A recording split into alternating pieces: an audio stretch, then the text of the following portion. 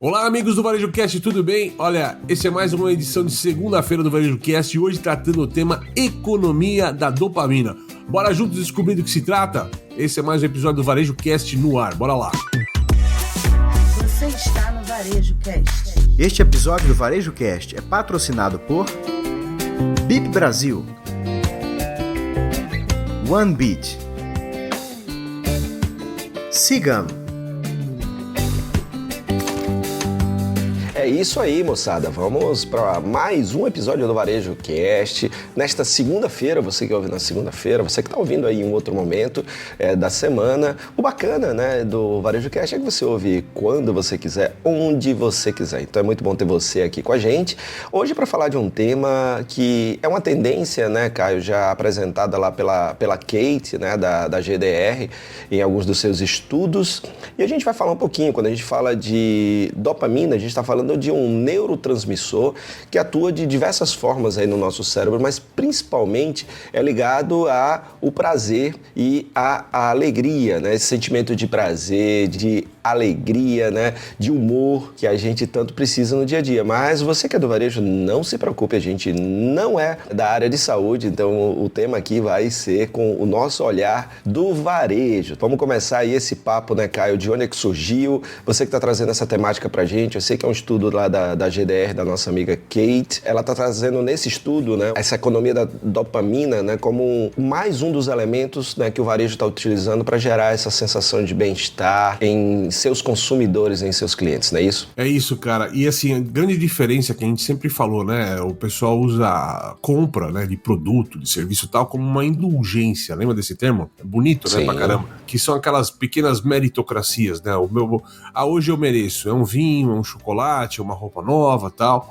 E isso tem mudado um pouco, segundo a Kate, nessa história, por isso que a gente resolveu trazer um pouco para essa história. A economia da dopamina não é um termo novo. Dentro de uma questão que toda segunda-feira o Varejo Cast sempre traz tendências e pendências para o mercado, né? A nossa discussão aqui um pouco mais aprofundada é um pouco desse novo driver aqui, um pouco nesse novo direcionamento das lojas, que é menos o consumo de produto, mas as pessoas estão cada vez mais buscando experiências únicas, experiências imersivas. Isso tem tudo a ver com o que a gente vem sempre falando aqui de negócios estarem criando propostas novas ali para ter experiência, para ter imersão, que o varejo há muito tempo já deixou de ser o intermediário entre quem fabrica e quem compra. Ainda existem muitas empresas que operam desta forma, a gente sabe disso, mas a gente vê que cada vez mais as pessoas estão buscando novas experiências. E aí, uma série de cases que a gente sempre traz aqui, desde alimentação, a moda, ali, empresas ali que conseguem fugir dessa esfera de serem apenas baratas para conseguir criar grandes experiências e criar novos negócios a partir disso, né? Um posicionamento de mercado que a experiência cria esse valor para o cliente e em base disso o cara consegue fugir dessa guerra de preço. É um pouco do que a Kate fala, né, cara? Um pouco dessa história aqui.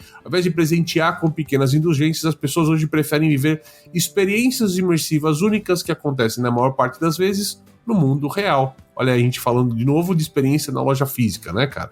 Como é que você vê um pouco esse termo aqui, Alecrim? Como é que você tá vendo essa construção neste momento, cara? Cara, eu acho que, primeiro, mais uma vez, isso não é nada novo. A gente já vê isso já há bastante tempo. E quando a gente fala, né, Caio, de que produto bom todo mundo tem, hoje é fácil acesso, a gente tá falando que o mais importante é a experiência. E quando a gente fala de experiência, ao final de toda a jornada, que sensação a pessoa tem depois de entrar em contato com o seu negócio, depois de comprar. Então, o grande lance de quem vende produto é embutir o produto em uma experiência. O grande lance de quem vende serviço é que esse serviço seja uma grande experiência. E ao final, essa experiência tem que gerar essa sensação de bem-estar, sabe, melhorar o humor das pessoas. E olha que coisa interessante, o que é que eu venho falando há um tempo, o que é que a gente fala já há um tempo aqui, Caio? Que o cliente não compra mais produto, o cliente não compra mais serviço, ele compra uma versão melhorada dele mesmo. O que é uma versão melhorada dele mesmo? É quando eu compro algo com você, e eu não estou falando apenas de um produto, mas do que vem, né, a experiência, o pacote que vem, que é a experiência, e o que isso me faz melhor.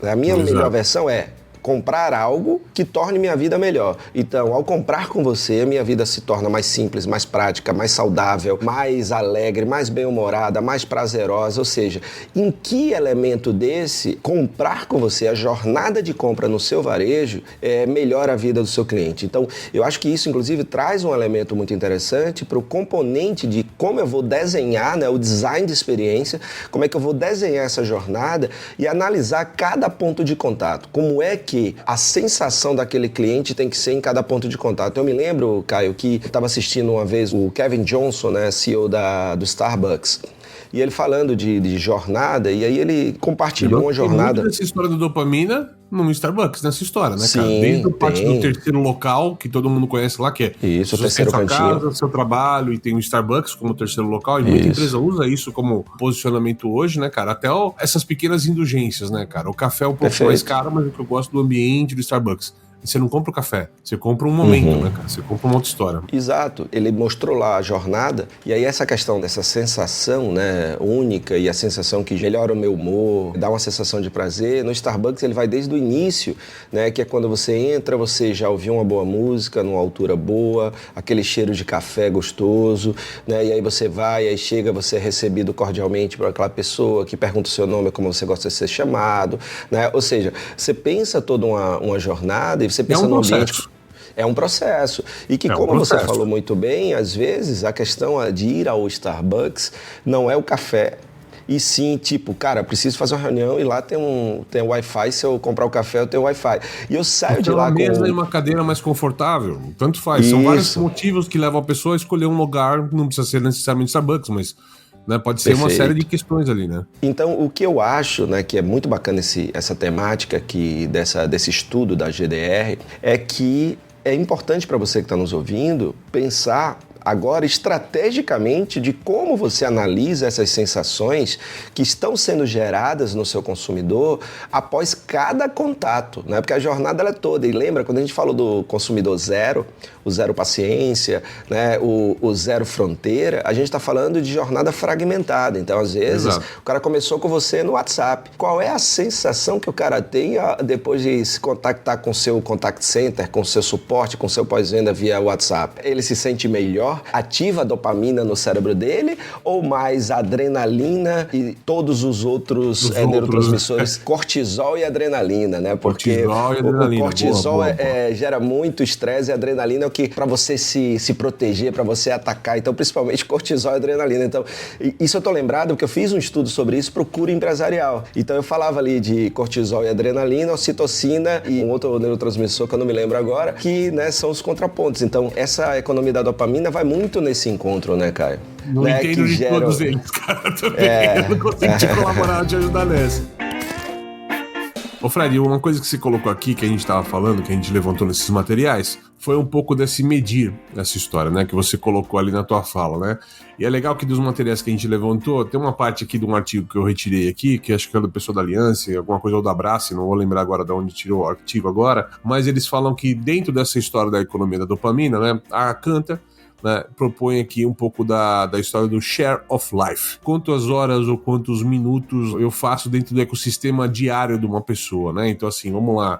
As pessoas passam quanto tempo na semana dentro do meu negócio? Se é uma cafeteria, né? Ou uma padaria. Olha, as pessoas vêm aqui uma vez por semana e passam meia hora comigo, né?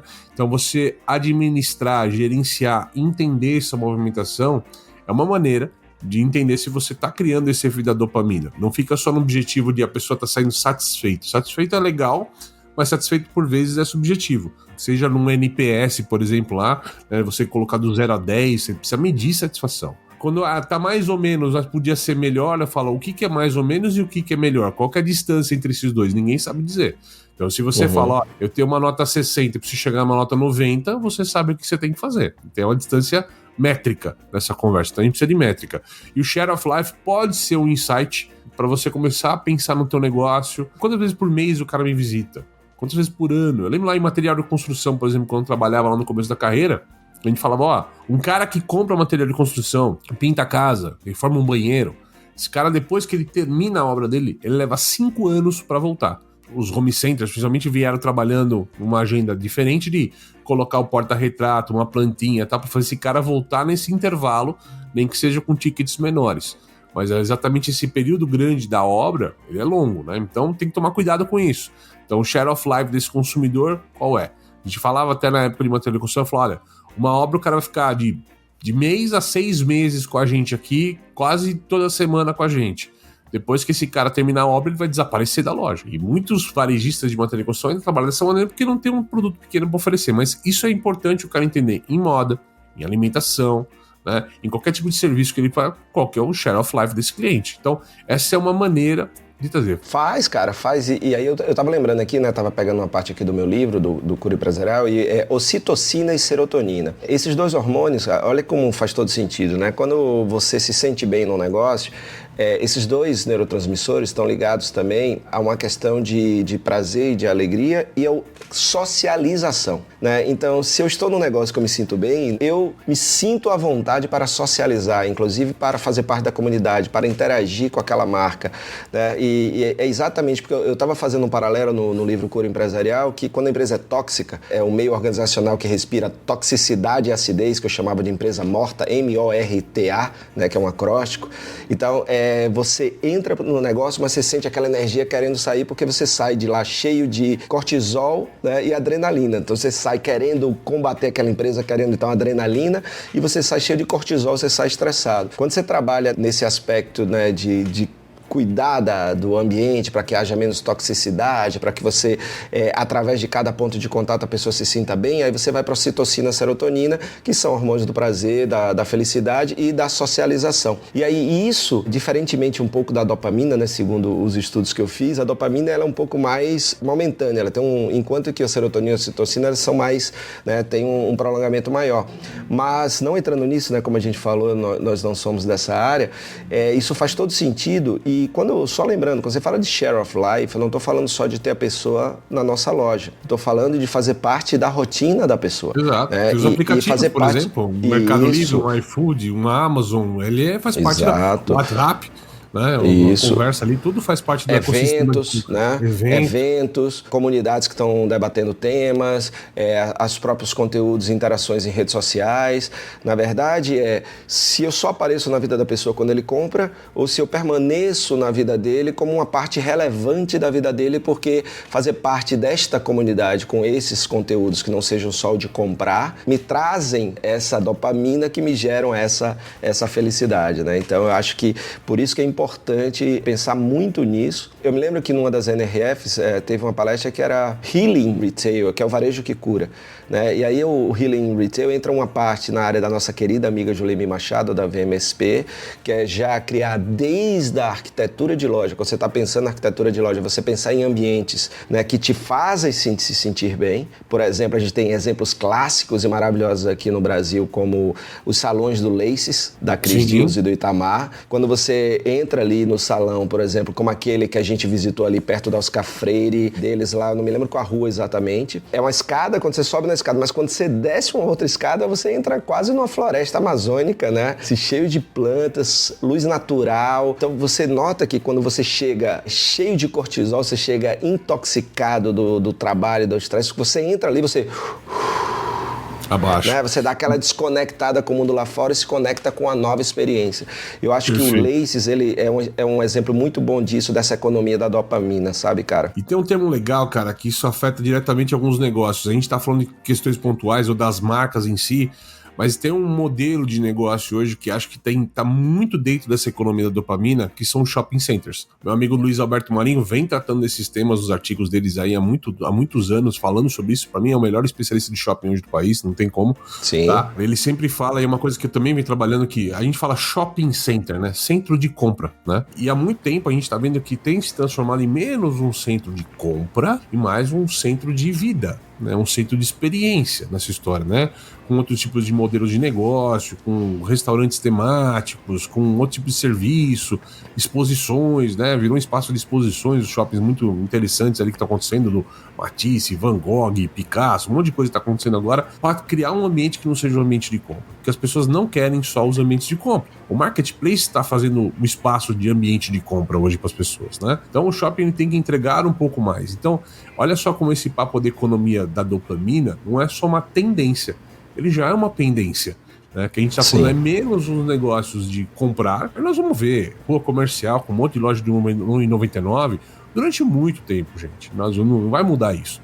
Agora, o que a gente está colocando aqui como economia da dopamina é, se você quiser sair dessa bolha de preço baixo, começar a se posicionar de um jeito diferente, entregar uma experiência maior para o seu consumidor, você posicionar num outro nível de qualidade de marca, ou visibilidade de marca, quem é você no mercado, qual o preço que você pratica, tem que criar o algo a mais. E o algo a mais nessa história talvez esteja nessa economia da dopamina, né? De você criar experiências únicas. As pessoas estão buscando experiências únicas a todo momento, né, cara? Sim, mas você também não acha, Caio, que se você não quiser sair desse posicionamento do mais barato, é cuidar que durante essa sua jornada do mais barato, ela seja o menos estressante possível e você conseguir gerar ali sem atrito. Essa sensação, né, sem atrito, né? Porque às vezes o cara não quer o posicionamento dele e tal, mas você pode pegar essa ideia da economia da dopamina e dizer assim, fazer como a gente falou lá no início. Pega a jornada do seu consumidor, seja nos contatos que tem nos WhatsApps, nas redes sociais,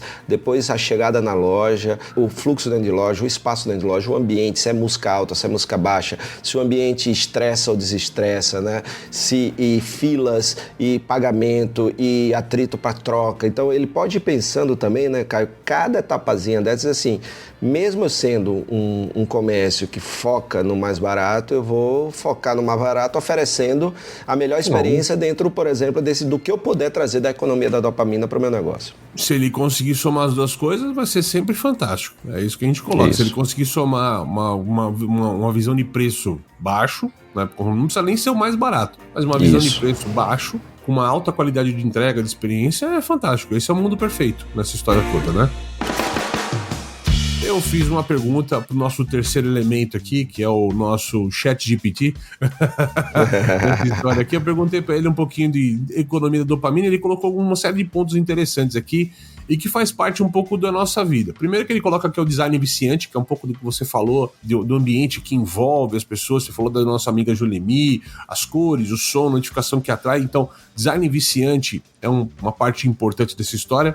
Olha só, recompensas variáveis, cara. E o que é uma recompensa variável, por exemplo, para você criar um pouco desse efeito dopamina? As redes sociais. As pessoas postam algum conteúdo numa rede social esperando o quê? Like, curtida, comentário, tal. E as pessoas começam a voltar para sempre checar se está fazendo sucesso aquilo. Aquilo é o efeito da dopamina. A gente está buscando aceitação, a gente está buscando aprovação, então a gente está buscando essa dopamina nessa história. A validação social, que também é um contexto de rede social, e aí tem a parte das consequências que ele coloca, né? O design viciante tem consequência, pode levar uma série de problemas, incluindo distração crônica, diminuição de produtividade, problema de sono, ansiedade, até mesmo depressão, que é um pouco do que a gente já falou nos outros episódios anteriores aqui do Varejo Cast, sobre esse momento de TikTok e de muita informação, uma velocidade absurda, né? Que tem todos esses estímulos. Quando a gente fala de dopamina, a gente fala de estímulo. Hoje alguém cria um conteúdo com um certo level, né? Daqui a pouco alguém aumenta o ritmo, aumenta o campo visual para deixar mais brilhante do que o anterior. E vai começando a amplificar.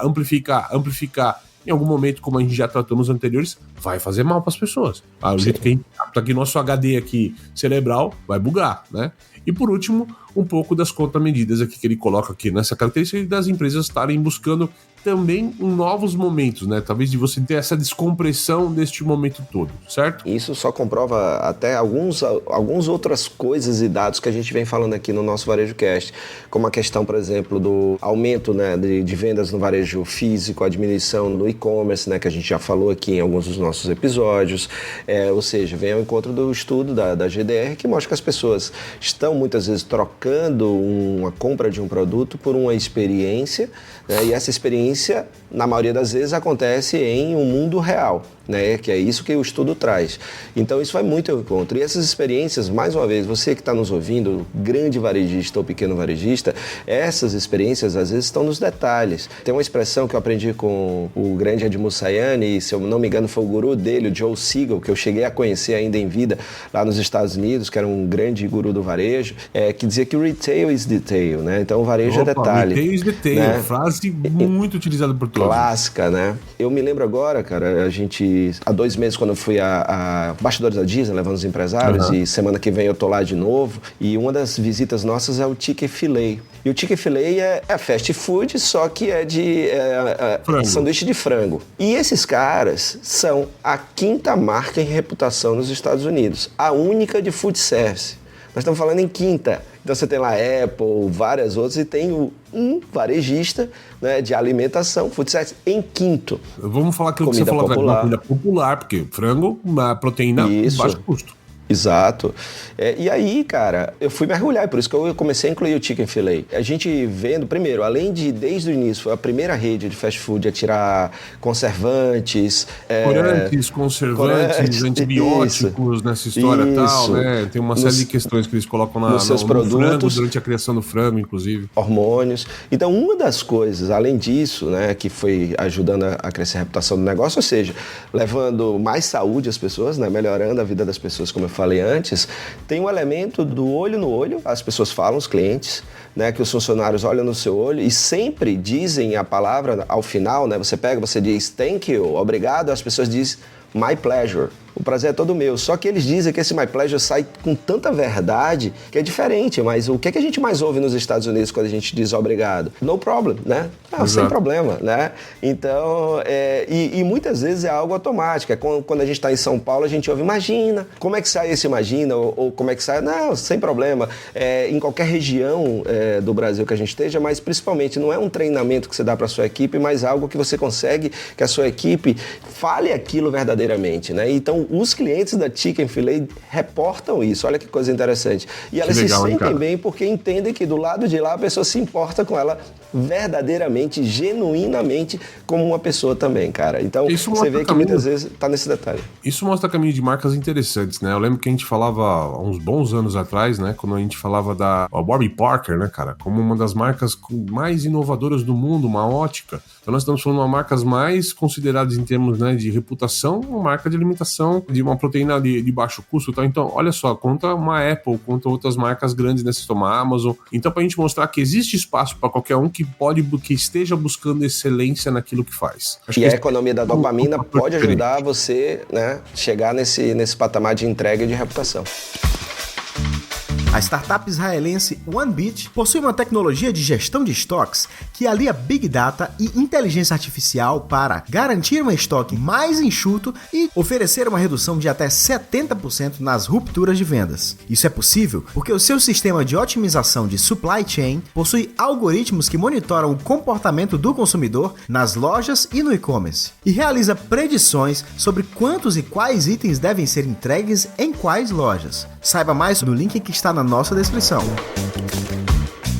Varejista, está precisando de uma solução completa para gerenciar seu negócio? Sigam é a escolha certa para o seu sucesso. Um sistema completo que abrange desde o atendimento ao cliente até a gestão do negócio, além de recursos especializados para o setor. Acesse painéis de indicadores e tome decisões estratégicas com base em dados precisos. ERP Sigam, a escolha inteligente para o varejo. Acesse www.sigam.com.br. Tem link no descritivo.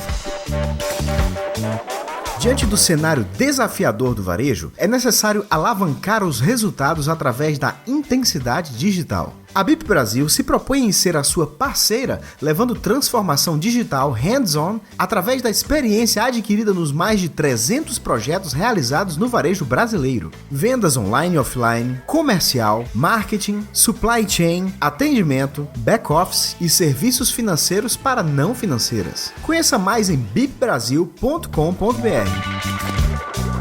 Muito bem, então vamos chegando ao fim desse episódio do Varejo Cast das segundas-feiras, aquele nosso Varejo Cast onde a gente traz conceitos, ideias, tendências, algumas pendências e algumas urgências para o varejo. Será que a gente provocou a dopamina do nosso espectador aqui, cara?